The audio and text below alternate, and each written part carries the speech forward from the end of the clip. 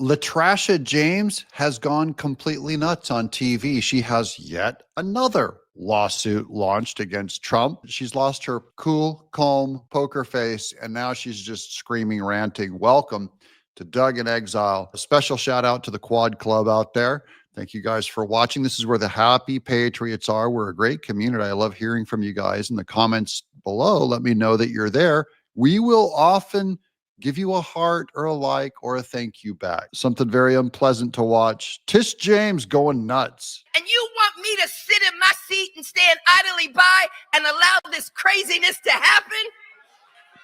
You can come after me if you want, but you elected me to stand up. You elected me to use the law. You elected me to go to court. You elected me to continue to challenge this administration. Everybody stand up. Oh man, there's Al Sharpton on the right. She got Al Sharpton down. Glory. Even her sign language person is screaming. And allow this craziness to happen? You can come after me if you want. But you elected me to stand up. That's sign language for scream when they start going.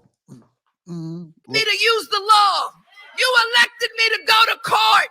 You elected me to continue to challenge this administration to go to court. This guy up in the sign language box up there, he's wearing a mask. Holy smokes, it's Democrat Central, everybody. My favorite, though, is when Al Sharpton jumps up, man. That just made me, I had to laugh a little inside because there ain't a single black protest that Al Sharpton has not been involved with. That is his go-to. That is his money-making machine. Man, he snaps right to attention. Yaha!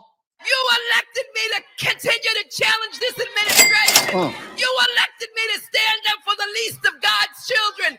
Whoa. Now she's bringing up the least of God's children stuff. I get a little suspect when a politician starts bringing up the scriptures and about the least of God's children. She's here to represent the children, the poor, God's poor children. While she owns all these houses in these multi-millions, tens of millions of dollars she's made since she's been in office. You know, for the children is who I represent. Don't you dare come after me. You're going after the children when you go after me. You elected me to continue fighting on, and I will fight on. Scream hard. Why does a Norfolk, Virginia resident run anything in New York? So this is about Letitia James, and this is her Norfolk, Virginia residence. And yet that's her official residence, so she can get cheaper tax rate in Norfolk, Virginia than her home in New York. Tax fraud. If you and I did this, we'd be in jail. But we don't scream as loud. On the black identity politics, I'm convinced that Stephen A. Smith is running for president and I actually think he could be viable as a candidate. I mean, more viable than it's between he and AOC and Bernie Sanders, okay? How is he going to differentiate himself from the Letitia James scams of the world? And I believe he's coming in as a Democrat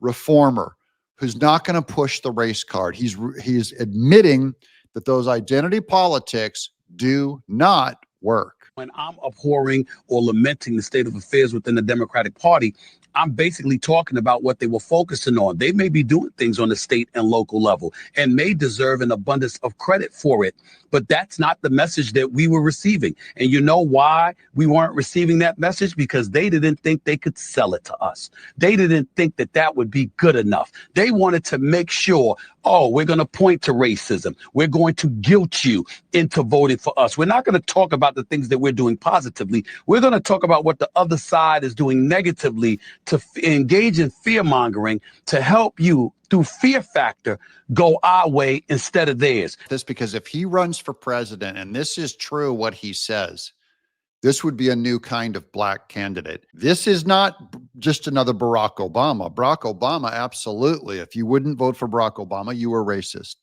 Stephen A. Smith is saying the Democrat Party is at fault in the last election because all they ran on was that issue of identity politics, and he's distancing himself from it.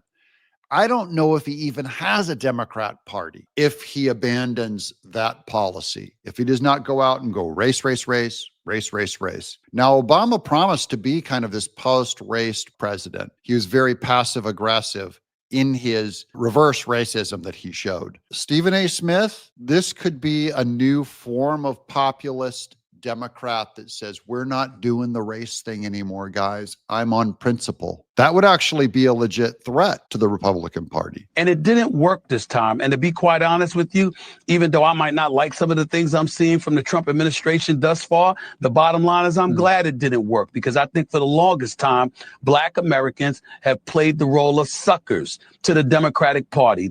Amen. Now I'm going to start screaming like Letitia James. Amen, Stephen A. Smith. The Black voters were playing suckers to the Democrat Party.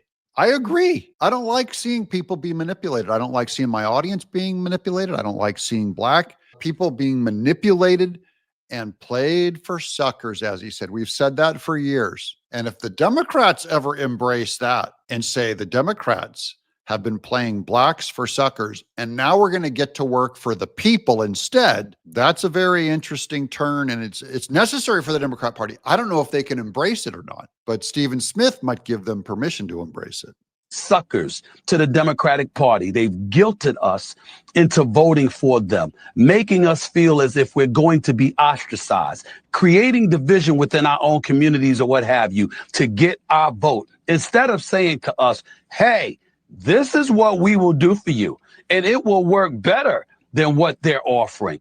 Well, they're not going to give you something better than Trump. I know that, but it doesn't mean he's not onto something, guys. I'm going to cover Stephen Smith until I think he's no longer running, because I actually think, because he's an outsider to the Democrat Party, or he's going to claim to be an outsider, even though I don't think he has an idea rolling around in his head, I think he's wise enough to see what we all see and what the Democrats did wrong.